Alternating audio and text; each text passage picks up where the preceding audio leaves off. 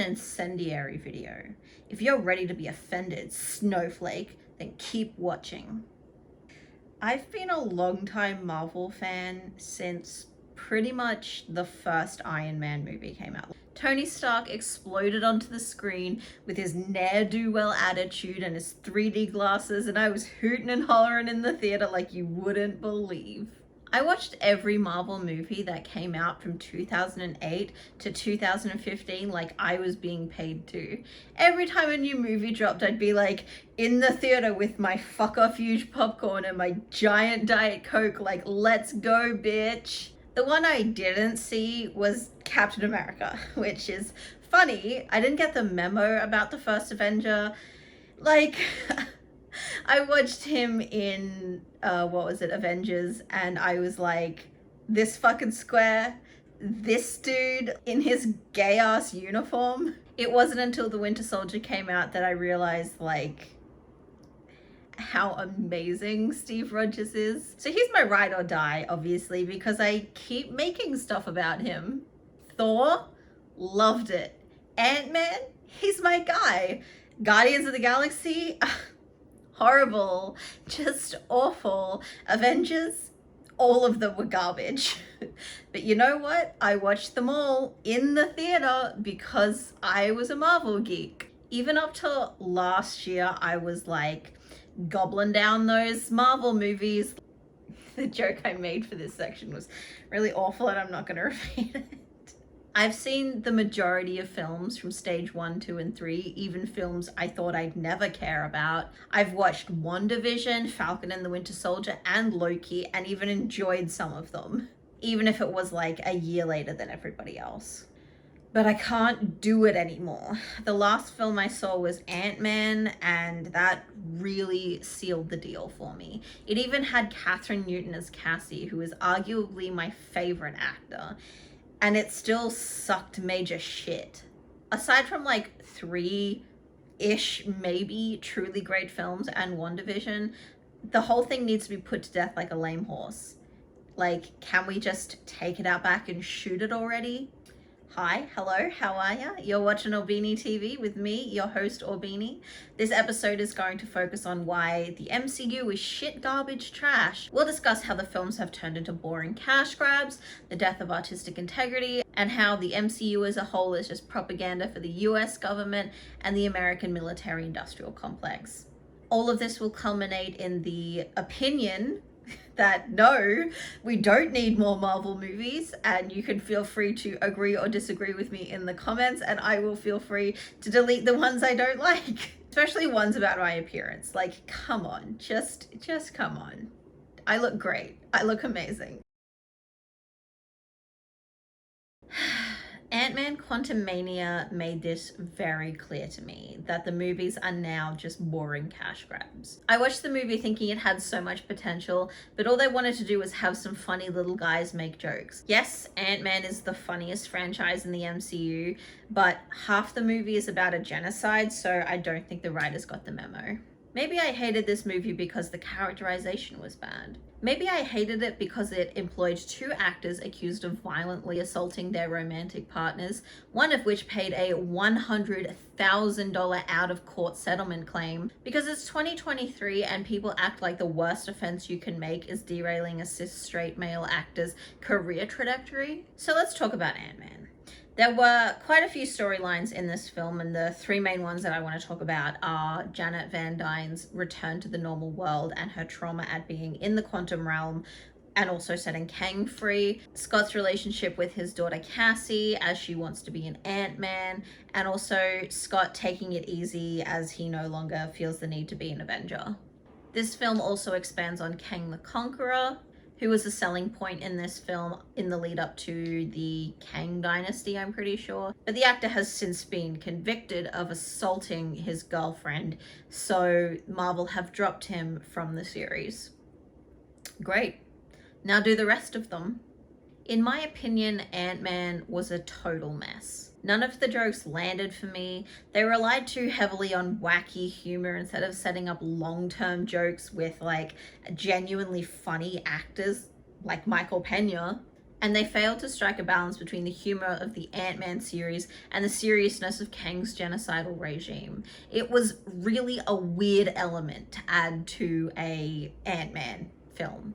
Also, I don't find Bill Murray funny, so him hitting on Janet every 2 seconds when she was clearly uncomfortable with it was just not funny to me. It was just cringe and pathetic. Michelle Pfeiffer did an amazing job as Janet Van Dyne, but her seriousness and the delicacy that she brought to the role didn't align with the rest of the film, especially in her scenes with Kang. Like I was saying, it just didn't gel well. I'm not saying you can't have serious elements in a comedic film. This film just did it so badly. I would say just cut out Michael Douglas and the rest of the men and just have Hope, Janet, and Cassie chilling, doing Ant-Man stuff, doing Wasp stuff. That would be so cool. But then I remembered that I don't care. I don't give a fuck. And also, Evangeline Lilly is an evangelist Christian, and she refused to quarantine during the COVID pandemic, even though that's still happening. Wear a mask. Wear a fucking mask. Don't give her your money. Don't give this empire your money. Other things I hated about the movie was that it was like the dialogue was just uninteresting. There was no real substance to the movie. And even Scott's trajectory from like guy who doesn't care to guy who does care was like boring.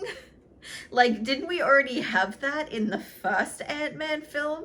At least he was like funny and a criminal. Lastly, the whole film hinged around the reveal that Kang was evil and that there's multiverse selves of Kang. That was the twist in Loki, which came out in 2021. So there was nothing new added in this film. It was purely a cash grab. And on that note, let's talk about Disney Plus. Back in 2018, I lived in this shoebox apartment in Fortitude Valley, and my favorite thing to do was to go out, have a drink, meet some people, and invite them back to my apartment to watch Thor Ragnarok on Stan on my huge iMac. At that time, it was streaming on the Australian streaming platform Stan, along with all the other Marvel movies, which I loved and held very dear to my heart, but not dear enough to pay for them, which is why when Disney Plus came out, and I think it was, 2020 or 2019, I did seriously consider signing up for Disney Plus before I decided, fuck no, you ugly mouse bitch. That's what pirating is for. So when Disney Plus entered the market, I was pretty much ready to give up on Marvel altogether. Like, I still had the torrent of Captain America the Winter Soldier that I downloaded in 2014, which honestly I might still have. And there were a few movies I was interested in seeing, like Captain Marvel and Avengers Endgame, but I wasn't willing to give Disney my money. And boy, was I right. I was right to not do that. We've known for quite a while that the animation industry is in shambles. And we know that animators get paid pennies on the dollar compared to what executives and CEOs make. And if you didn't know that, hi, hello, how are you?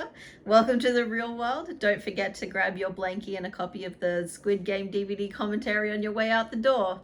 So I did a video about AI and AI, it's not art, it's pictures, AI pictures stealing from artists. And basically what I said was that it's a very precarious time in history because animators were unionizing and striking at the same time that AI pictures were becoming normalized. Executives and CEOs are using AI as an excuse not to pay animators and VFX artists and photographers, but the artists are still doing the work. It's just that AI takes the work that they've done, churns it up and spits out some absolute fucking garbage that doesn't look right and isn't right. It's just garbage. It's fucking weird shit too. It's like uncanny valley shit.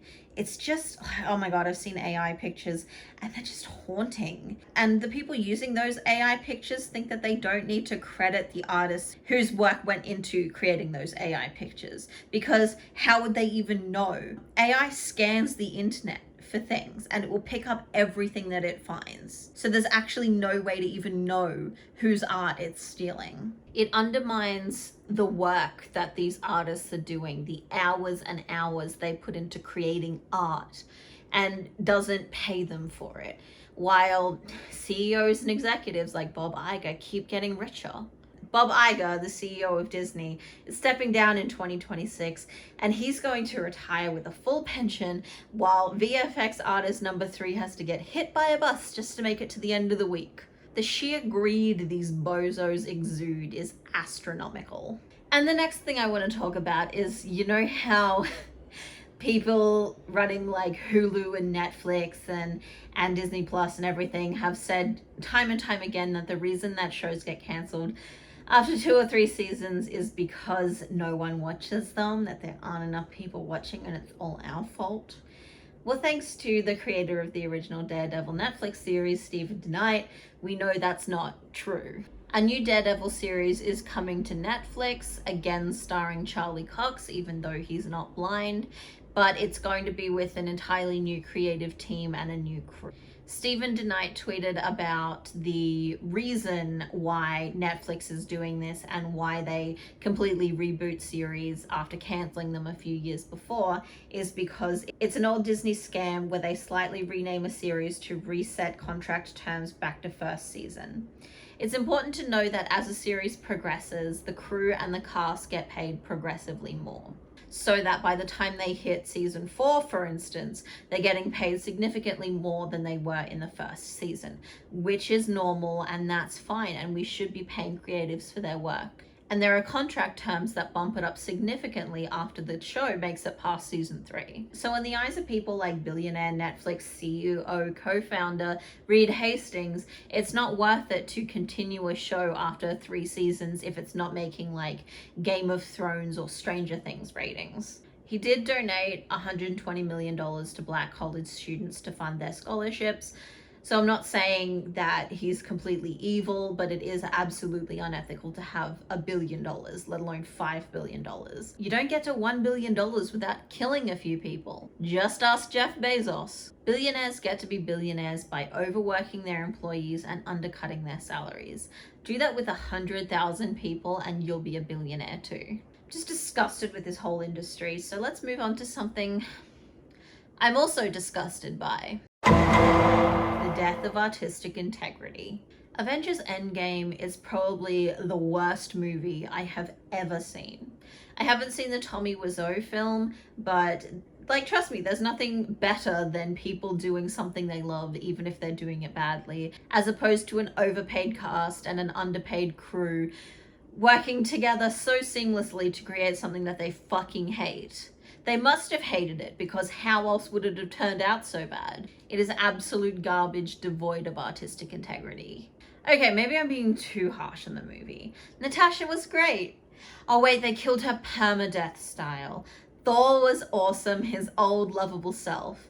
Except that they teased him and harassed him relentlessly about being overweight, which was in fact a trauma response to losing most of his people. And they put Chris Hemsworth in a fat suit to do it.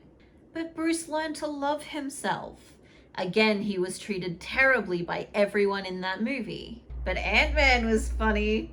That's because Paul Rudd is a funny guy. Put him in a dark room with a muzzle and no preparation and he'd still come up with something funnier than 90% of Netflix comedian specials. The time heist was fun. It was so convoluted they had to retcon a bunch of stuff to make it make sense, and it still didn't make sense. But Steve Rogers was still Steve Rogers. Was he? Was he? You mean to tell me that Steve Rogers went 70 years back in time to be with a woman he got over 5 years earlier, leaving behind 2 of his best friends right after the 3rd best friend died, permadeath style? You mean to tell me that's really Steve Rogers? I don't believe it. You have got to be kidding if you think that made narrative sense and was consistent with Steve's character. The script for Endgame was just terrible, and coming from the guys, Marcus and McFeely, who wrote all of the Captain America films, it just made me feel like bad. It just made me feel like no hope for the future of cinema or popular art. And it was disappointing on a deep and emotional level for me. I felt betrayed. I will always advocate for more shows and movies because they keep people employed and they bring art to the world, but Endgame made me feel like DCEU levels of despair for the art of cinema. But on the technical side, nope, still garbage. This film highlighted something that I first noticed in Doctor Strange in the Multiverse of Madness, but going back and watching the other films made it so clear that that was what was wrong with them all along. I mean, among other things. The lighting is terrible. The lighting is like awful. It like to the point where it makes me think, do they even have a lighting department? And I looked it up and they do have a lighting department, but do they use the lighting department?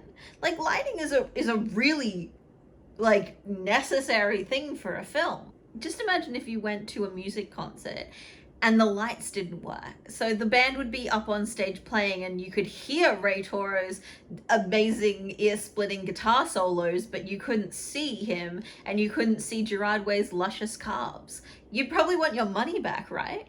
Well then, how is it any different in film? Because this and this make me feel like they're not utilizing their lighting department at all. A film is a delicate clockwork angel, with each piece and each cog working seamlessly together to create something beautiful. Take out one piece and the thing doesn't work well, if at all. But people like Kevin Feige think that you can just not light the scene properly. They think you can just not use your lighting department. Like, they really think you don't need lighting in a film. This is the prime example of why I think people like Kevin Feige, who runs Marvel, have no soul. And they don't care about cinema. According to Gavia Baker Whitelaw at the Daily Dot, the reason that they don't use their lighting department is because the flat, grey, murky lighting they favor is easier for them to add CGI on top of. There is an absolute over-reliance on CGI in modern cinema. Thankfully, I feel like in like more indie films that this is turning around because, you know, obviously they don't have the huge budget for CGI, but also because practical effects are just better. Just better. I love you, fake blood. You're amazing. I love you, furry beasts. I'm not saying CGI is bad. Like any other cinematic element, it has its place. But Marvel over-relies on CGI to the point that they don't even build sets. They went to such great lengths to make sure no one spoiled the ending to Endgame, but they didn't bother to build a set. And it always comes down to money and finances and profit. They don't care about making a good movie because all they care about is making $1 billion at the box office. That's all they fucking care about, to the point where they will re-release a movie to make it happen. It's about cost cutting and paying their VFX artists pennies on the dollar. They simply don't care about the artistry of cinema. They only care about profit. And speaking of profit, it should come as no surprise to any Marvel movie viewer that the military features quite heavily in a fair few films. And in order to have the military in them, they need approval from the Pentagon to make use of things like bases, technology, equipment, personnel, and while it wasn't technically part of the MCU, in Ang Lee's 2003 film Hulk, also tanks. Iron Man was listed in a paper by researcher Stephen Underhill entitled Complete List of Commercial Films Produced with Assistance from the Pentagon, which I put a link to in the description. It's on academia.edu, which is free to join, and I highly suggest you do so because it's good to read things. I can't read a book, but give me a paper on the list of films that use the American military and I'll read the whole thing. I mean, it's just a list of films, it's not that hard. I personally love reading studies and papers for my videos. I've also signed up to JSTOR in the hope that I can hit 100 free articles read a month. Like, that's a goal of mine, which I forget about until I read this goddamn video script again and again. And then I'm like, oh yeah, that was a goal that I had. Haven't written it down anywhere except here.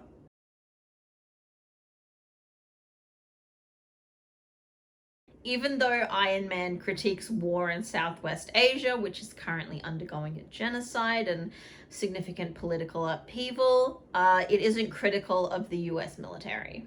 It's critical of Tony Stark, the quote-unquote capitalist who learns how to be a real boy after he comes face to face with the consequences of his own actions. Oh no, I designed a bomb and then it was used to blow me up. Who could have possibly foreseen the consequences of my actions? Who could have possibly foretold this dramatic irony? Fuck off. I hate that guy so much. The whole idea of him goes against the principles that I believe in, because I believe in agorism, right? I'm an agorist. So I don't believe that there should be government intervention in private business. I don't believe that there should be government intervention in anything ever. I don't believe we should pay taxes. And don't use the excuse, oh, well, billionaires have to pay their share, because if you really think that billionaires pay taxes, like, honey, you have got to be serious. And according to agorism, Tony Stark is not actually a capitalist. What you're thinking of when communists and leftists say capitalism is what's referred to in agorism as corporatism. I'm going to keep pointing this out because it's important to me that people watching my channel, you, realize that there are more political frameworks than just communism and Marxism and leftism. I don't agree with the political frameworks and the economic principles of communism and Marxism, because anyone who is critical of quote-unquote capitalism needs to be critical of the government if radical political and social and economic change is going to happen. The reason that no social upheaval has actually worked in the West is because we haven't overthrown the government. If you want to learn more about this, I'll link Samuel Edwin Konkin III's The Agorist Primer in the description. It's a great read and it explains things a lot better than I can. So why is it a bad thing that they need the military's approval and they need the Pentagon's approval, and that they're even putting them in the movies to begin with? Films get funding from corporate sponsorships all the time. How is this any different? How is using their props and their technology different than using funding from corporate sponsorships? First of all, the military exists to kill poor people in foreign countries. Second, there is no force on earth that is as powerful, as rich, or as damaging to the environment as the United States military. And third, according to Ryan Bender of Politico, the US military has a long history of right-wing extremists in the ranks, which means a third of your income is going towards cops, the government, politicians, and Nazis. And you have no say in this. People think that the choice between a free market in which there is no governmental control and there are only corporations, and the system that we have now where government lords over us like God on high is an easy choice. And it is. We've seen that boycotts work. We can tank mega corporations like Alphabet and McDonald's when they step out of line because we're voting with our dollar. It's our money and we choose how to spend it. But the government doesn't let you choose. The government takes your money. It takes your money in Australia when you're earning over $18,000. And I don't know if you know anything about the fucking economy right now, but $18,000 is not a fucking lot of money. And there is nothing you can do about that because they will put you in prison if you try. So you could make the argument that militaries provide aid to foreign countries. But according to Alex G. Weil and Rakia Omar of the Middle East Report, there are 3 types of humanitarian intervention: material relief, such as food and medical supplies; sanctions, meaning non-military pressure; and military force. They point out that sanctions are difficult to implement, do not work, and actually lead to human suffering. As for military intervention, it requires extreme patience, trust between the military and the people, and a strategy that is part of an overall political and economic plan. And I ask you to really consider whether you think the American military is capable of even patience, let alone the rest of those things. If we take the example of the Iraq War, in 2006, there were over 29,000 casualties, civilian casualties. In 2006, In 2007, there were 25,000 Iraqi casualties. By comparison, in 2007, there were about 900 American military casualties. So we have 3,000 civilian deaths in America in 2001 due to 9/11, and we have 29,000 Iraqi civilian deaths in 2006. And if we look at the humanitarian crisis happening in Palestine right now, we know that the US American government is sending billions of dollars worth of weapons to Israel. Genocide Joe is bypassing US law in order to send weapons to Israel and implementing other laws in order to say that he doesn't have to tell people how much he's sending to Israel or that he's even doing it. In November last year, it was $14.2 billion worth of weapons to Israel that were being sold, which makes up 92% of Israel's weapons imports. And what does America get out of this? The same thing they always get: power, oil, money, supremacy, all the egotistical little men in their offices signing documents, fathering children who hate them, and marrying wives they cheat on, racking up trillions of dollars of debt and taxpayer money that should be going to education or social welfare, but instead goes to funding their little wars, while women in Palestine use progesterone medication to delay their periods because there are no fucking sanitary products. I have links in the description for you to donate. Please don't stop speaking out about this. Last I heard, I haven't been on Tumblr in a while, but last I heard, Israel was losing the war and Yemen was fucking balling it.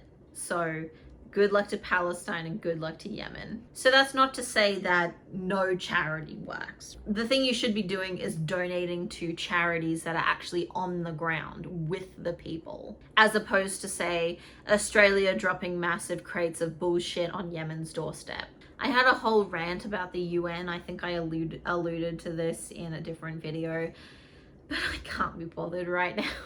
Anyway, let's take a closer look at how Iron Man 1 and some other films treat the US American military, in order to understand the levels of propaganda at play here. Tony Stark famously sells his weapons, his technology, his bombs, his guns, whatever, to the US military, which is how he ended up in Southwest Asia to begin with a bunch of jarheads. And in the first scene, we see him hanging out with said jarheads. Goofy, funny, well-rounded people whose job it is to kill civilians. Their convoy gets attacked and Tony Stark realizes that it's his weapons used to blow them up, including being used to kill his new best friends, who we already love because America is the hero in this genocide. It's also the US American military who finds Tony Stark after he escapes from the big bad terrorists keeping him trapped in a cave. They must really have some money tucked away in a safety deposit box in order to afford a cave to keep Tony Stark in. They even torture him at one point by holding a gun to his head and speaking in a foreign language. Scary. It's actually Tony's friend James Rhodes who finds him, and Rhodey is of course another military guy who props Tony up at every opportunity and covers for him, which is exactly what corporatism is. The government protecting corporations, protecting the government, protecting their money. When we see Tony Stark's Iron Man suit in action, we also see Gulmira. It's kind of a desolate place with really nothing there except like sand and sand buildings. It's a small, war-ravaged town in the middle of nowhere with not much in the way of resources. And that's how the US American military wants us to see those places. Like, there's nothing worth saving there. When in fact, these countries have thousands of years of history with parks and museums and libraries and universities and beaches, just like America has. But if we saw that in American films, in the US American films, it would lead to questions like, why don't we get their names? You know, why don't we see their point of view? Why aren't they allowed to have dialogue? Why are the only notable characters in this film from those places terrorists? Questions we're only now getting answers to 15 years later. I highly recommend you check out the Palestine Film Institute, which I've linked below.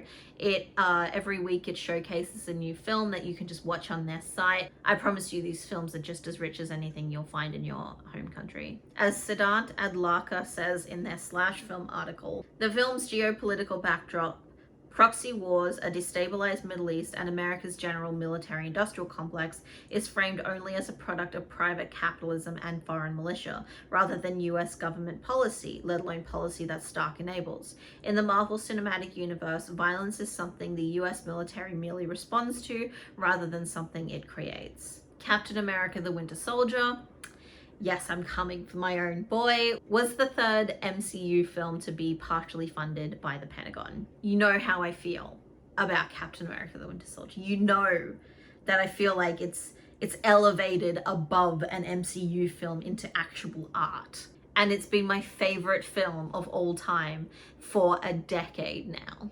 I am not normal about this film, and I never will be. But doing this video has like soured me on it at least a little bit. I can't look at it the same, and I don't know if I'll even be able to watch it again having done this essay. I'm certainly not watching anything new, that's for damn sure. The Winter Soldier points out the glaring problems within the US American military and government. The historical one being Operation Paperclip, which used Nazi science to fuel American medicine. And the contemporary one being the right-wing fascist oligarchy that was brewing in 2013 and came to fruition in 2016. And you can guess why. I read a book on this called Operation Paperclip by Annie Jacobson, which is a fucking great read. I listened to the audiobook on Libby, which I'm always going to pimp because I fucking love Libby. So while The Winter Soldier is critical of certain aspects of the American government, it also kind of paints it in a positive light. It wasn't the good guys who appointed Nazi scientists to power. It was the bad guys who infiltrated the good government. And if it wasn't for those meddling kids and that damn dog, they would have gotten away with it. So really, we ought to be thanking the good US government for being infiltrated by fascists and making this country so great. But all the problems are definitely a fault of the fascists. Trust me, I would never lie to you. So while it points out these problems, it does nothing to change them. The third example I want to look at is, of course, Captain Marvel. Captain Marvel, Carol Danvers, was an Air Force pilot in her human life before the story begins.